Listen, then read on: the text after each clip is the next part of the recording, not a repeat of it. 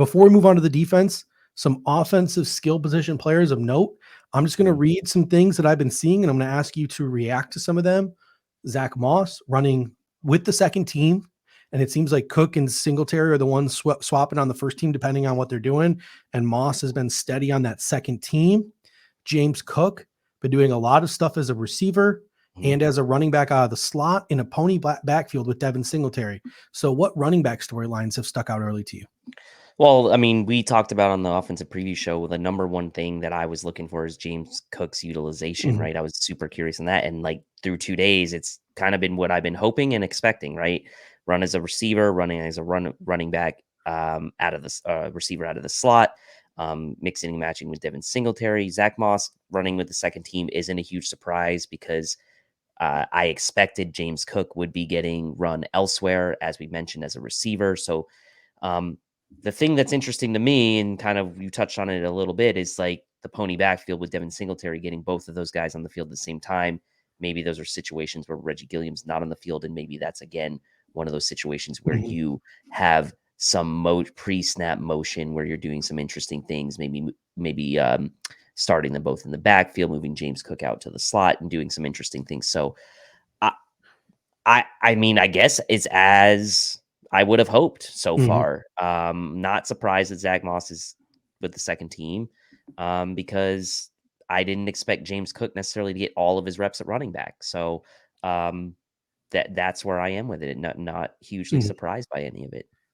Connor Kennedy comes in and says, does James Cook being on the roster make Duke Johnson a training camp trade cut candidate? I mean, to be honest, Duke Johnson was the consolation prize to J.D. McKissick, and he was the emergency in case a running back didn't slide to the Bills in the draft where they wanted, where they wanted or felt comfortable taking a running back. But I think the second the Buffalo Bills selected James Cook, Duke Johnson became like almost an instant cut candidate for me. Like I'm not putting him on any of my 53-man roster projections. It's going to take a guy like Zack Moss getting traded with 2 years left in term on Zack Moss being a third-round pick. I just don't think you're going to see that. So to me, Duke Johnson, he's a guy you're probably going to cut. I don't think you're going to get anything for him in trade value. The Bills signed him multiple days into free agency, so there wasn't much of a market for him.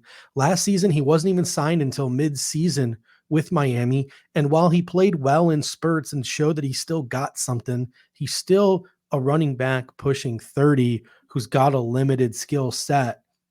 Duke Johnson seems like a guy who possibly the Bills could use one of their veteran stashes on the practice squad if they wanted to, or he could just probably be a guy who sits on the street once they cut him and the Bills can call him anytime they want if they need him. But there's a guy in Raheem Blackshear who we're going to get to when we start talking about special teams who could be making a real strong case for the last active roster spot. We're going to get to that during the special teams portion, or definitely the practice squad with some of the things that he's doing in the return game. So Raheem Blackshear is a name that I've heard a ton over the past couple of days.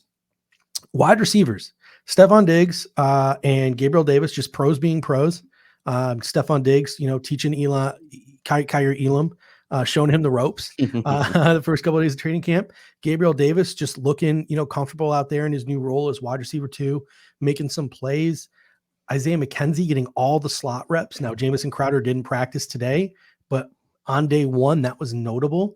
Also, Aaron Quinn and Greg Tomsett pointed out, other than returning punts, he's doing no special teams work, which is notable for a depth receiver.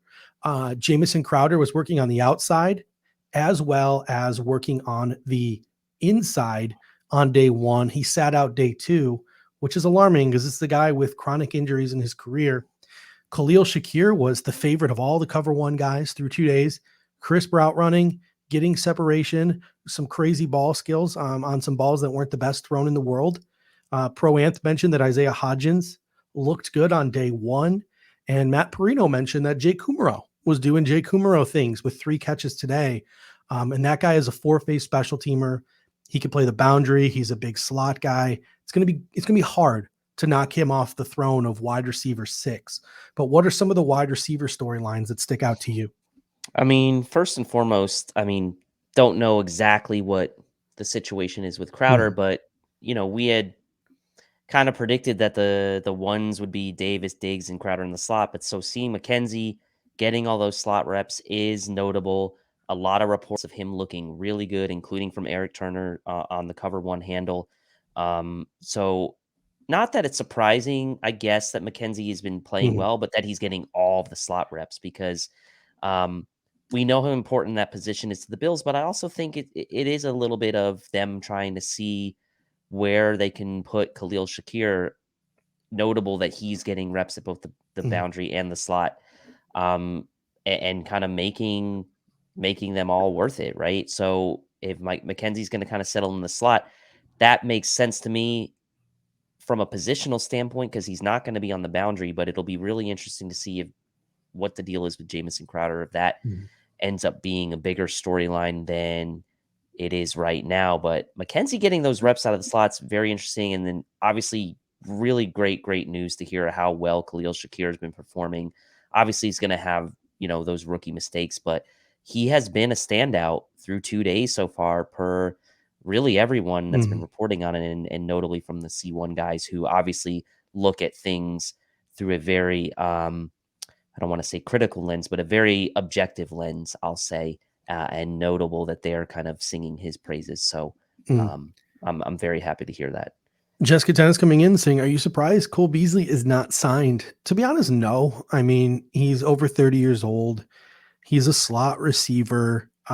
Very little flexibility to play special teams, things like that. So a limited role, but I wouldn't be surprised if halfway through training camp, a contending team is not happy with their slot options, decide to give Cole Beasley a call. If in the middle of the season somebody's slot receiver goes down, give Cole Beasley a call. It seemed like Brandon Beane was a little exasperated and just done with Cole Beasley in his end of the year press conference last year. But at the same time, we're in the middle of the season and Jamison Crowder gets hurt or Isaiah McKenzie gets hurt. We're week 8, we're week 9, and the Buffalo Bills are without a slot receiver. The Bills could easily give Cole Beasley, Darrell Williams, AJ Klein are all still sitting on the street. So if the Buffalo Bills need any of those guys, they all have familiarity with the Buffalo Bills system. So I don't know what that says about the Bills roster last year. Those 3 guys are still unsigned, but there's a lot of veterans still on the street right now. I mean, we talked about Joe Hayden on the show.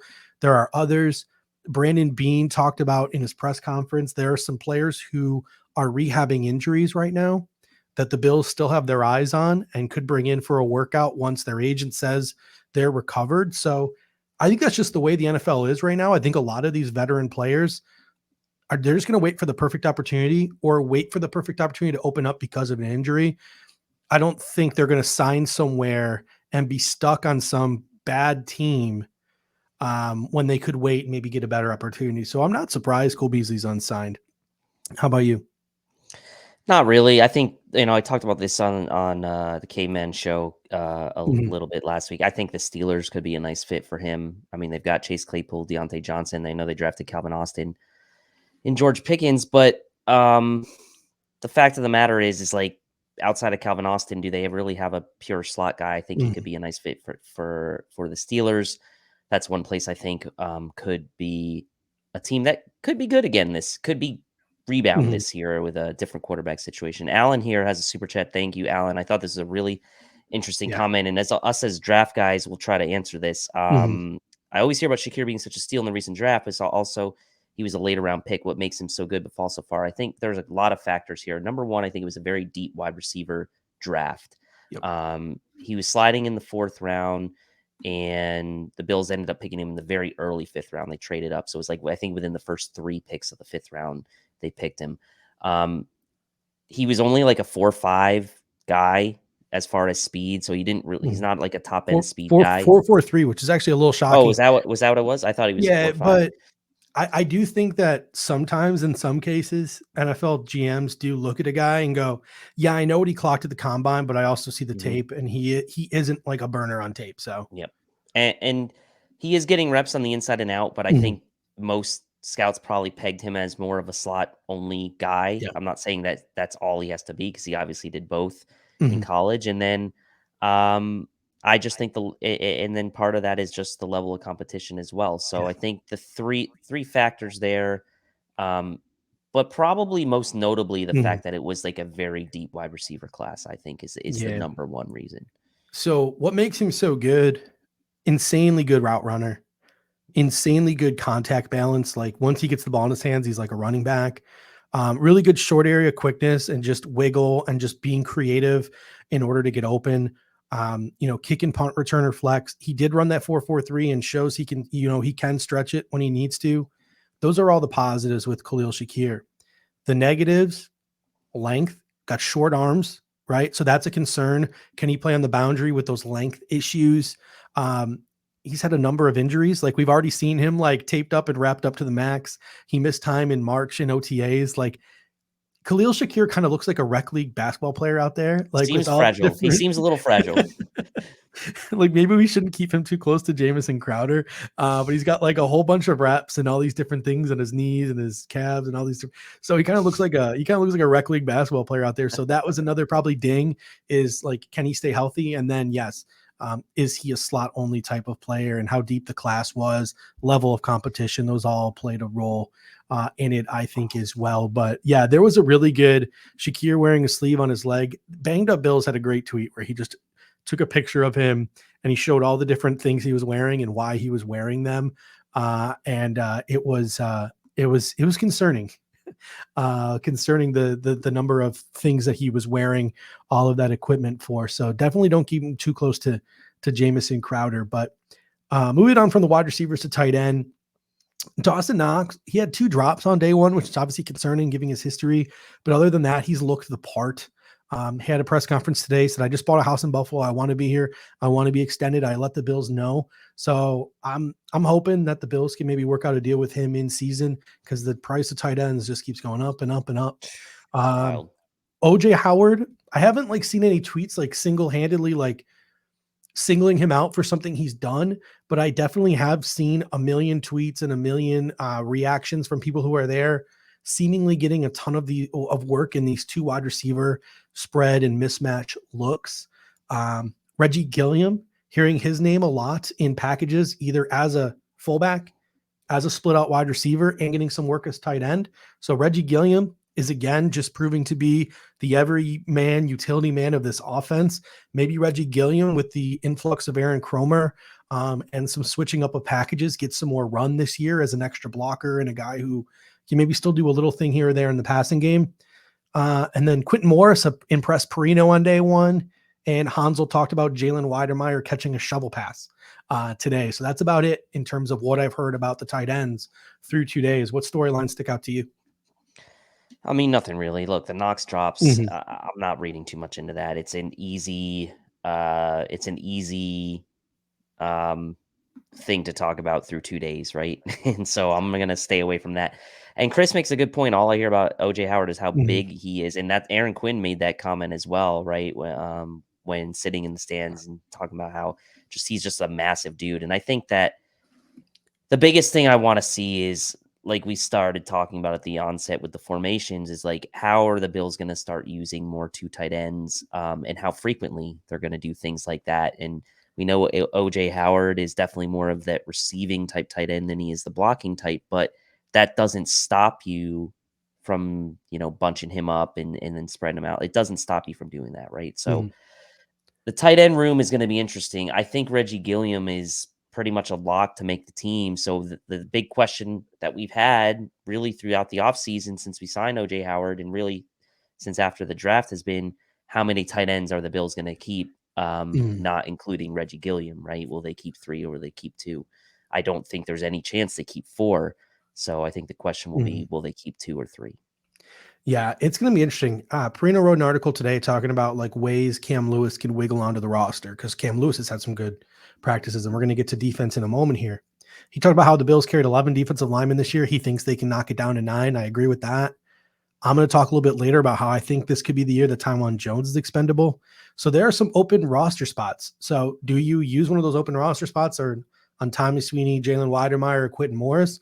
Or do you think to yourself, I like all 3 of these guys. I'm going to waive all 3 of these guys. I can sign 2 of them to the practice squad and have them anytime I need them. So those are some of the decisions. I think special teams is going to be a way more impactful way in which a Sweeney or a Weidemeyer or a Morris makes this roster. But again, if we get into the preseason and Jalen Weidemeyer catches like 4 tutties, you might have to keep him on the roster just to protect him, because then his name is out there. Guys are going back. They're looking at his tape. They're scrolling Twitter. They're searching his name. They're looking for camp reports, and he might get, claimed onto another roster. So if a guy blows up in the preseason offensively, that changes something. But for right now, I think special teams is probably the route for most of these guys if they want to crack that 53.